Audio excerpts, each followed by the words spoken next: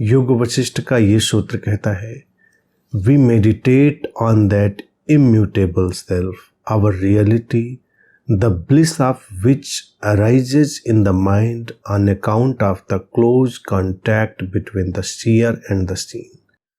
हम उस अपरिवर्तनीय स्व अपनी वास्तविकता पर ध्यान करते हैं जिसका आनंद दृष्टा और दृश्य के बीच निकट संपर्क के कारण हमारे मन में प्रकट होता है।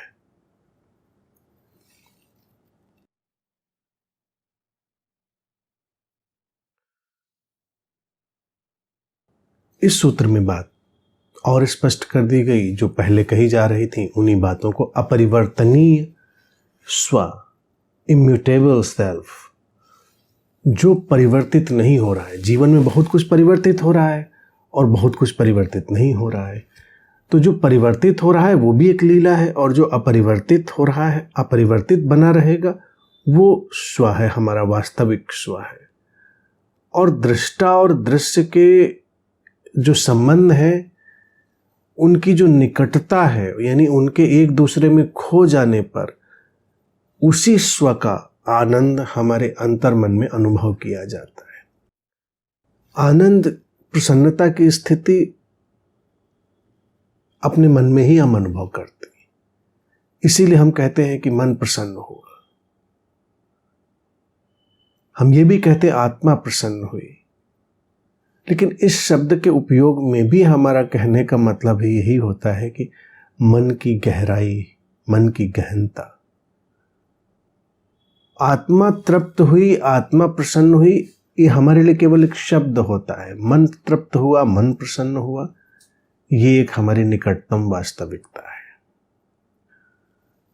सूत्र कहता है कि जब हम उस अपरिवर्तनीय स्व, उस पर अपने ध्यान को बनाकर चलते हैं, तो दृष्टा और दृश्य की निकटता बन जाती है। दृष्टा और दृश्य एक दूसरे में खो जाते हैं। एक दूसरे का जो उनका अंतर संबंध है वो हमारे लिए प्रकट हो जाता है हमारे अंतर्मन में, और वही बात हमारे भीतर प्रसन्नता, आनंद का विस्फोट करती है। जो दृश्य है वो दृष्टा से जुड़ा हुआ है, दृष्टा दृश्य से जुड़ा, दोनों अलग नहीं है।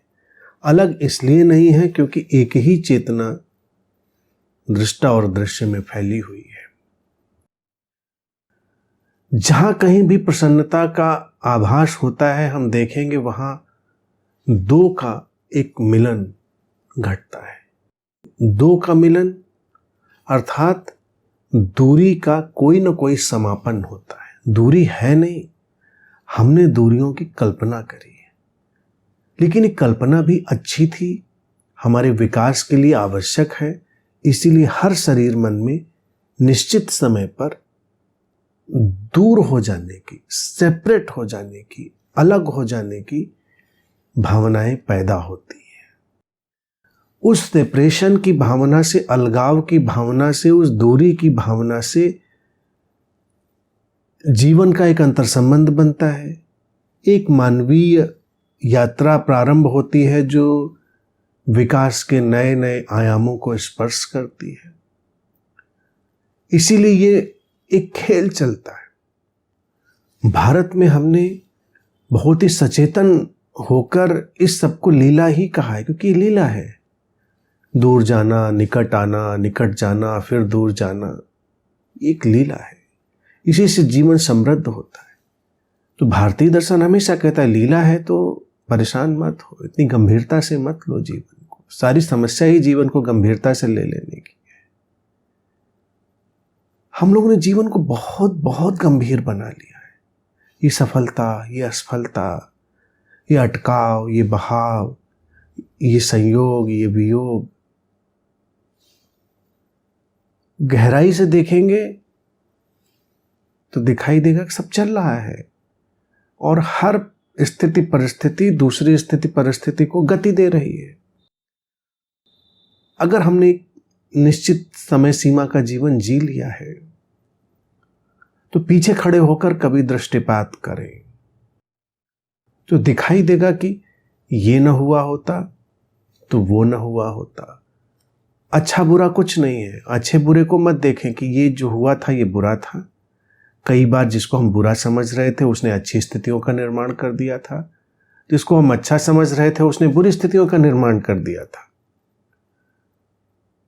एक कदम हमारा और हमारे जीवन की एक नई यात्रा प्रारंभ हो जाती। इसीलिए ये भी बहुत ही समझदारी की बात होती है कि पहला कदम हम कैसा रख पाए। और जो लोग मूल बात जानते हैं वो पहला कदम और आखिरी कदम रखने की चिंता भी नहीं करते। वो अस्तित्व की धाराओं में अपने को समर्पित कर देते हैं।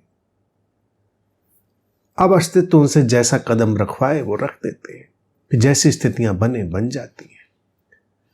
दृष्टा दृश्य के निकटता से वो प्रसन्नता मन में उत्पन्न होती है। वो उस स्व का ही आनंद है, वो उस स्रोत से ही उठी आनंद की लहर है। दो लोग मिलते हैं, प्रसन्नता आती है। हमको कुछ मिल जाए तो प्रसन्नता आती है। प्रसन्नता हमेशा उस दूरी, उस अलगाव के समाप्त हो जाने के कारण हमारे अंतर्मन में उदित होती रहती, क्योंकि दूरियां हैं नहीं, हमने कल्पित करी हैं। इसीलिए इस सूत्र में बहुत ही रोचक ढंग से बात कही कि दृष्टा और दृश्य की निकटता से वो चीज पैदा होती है, प्रसन्नता की। तो जहां कहीं भी हम उसी एक चेतना के फैलाव की स्थिति को और जीवन के पूरे स्वीकार की स्थिति को देख पाएंगे, हमारे अंतर्मन में प्रसन्नता की स्थिति बन जाएगी। प्रसन्नता उसी स्रोत का ढंग है। प्रसन्नता उसी स्रोत से उठी हुई एक स्थिति है। इसीलिए प्रसन्नता, शांति, प्रेम, समस्वरता, इनको मैं इतना आत्यंतिक मूल्य देता हूं, क्योंकि वही मूल बात है।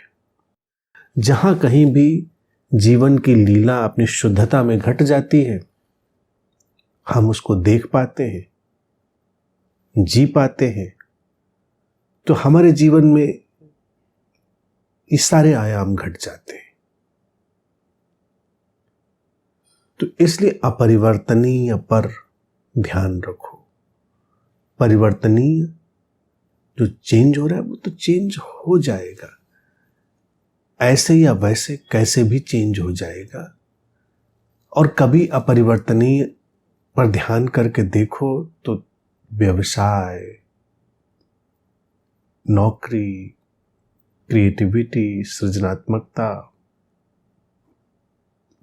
कौन सी चीज ऐसी नहीं है जो जीवन में नई करवट नहीं ले लेगी। जीवन में अच्छा नहीं हो रहा है, स्वीकार कर लो और अपरिवर्तनीय पर ध्यान रखो। मान लो कि इस समय परिवर्तन का एक दौर चल रहा है, गुजर जाएगा ये भी। जो पतझड़ में शोर मचाते हैं वो बसंत का उत्सव कब मना पाते हैं, क्योंकि पतझड़ में शोर मचाया और बसंत आया तो फिर ये दुख सताता है, ये परेशानी कि अब चला जाएगा, ज्यादा देर रहेगा नहीं। ये भी क्या नाइंसाफी है कि आया और गया। लेकिन जो आएगा वो जाएगा, जो जाएगा वो आएगा, ये परिवर्तनीय है। तो तटस्थ होकर सारी बदलती स्थितियों का आनंद लो। पतझड़ का आनंद जैसे हो, ठहराव के साथ या कैसी स्थिति के साथ, वसंत का आनंद, और इन सब के पीछे ये अंतर्दृष्टि कि ये सब बदलने वाली स्थितियां हैं। वो जो स्रोत है वो अपरिवर्तनीय है। ऐसे जी पाएंगे तो ये निर्माण की स्थिति है, मुक्ति की स्थिति है।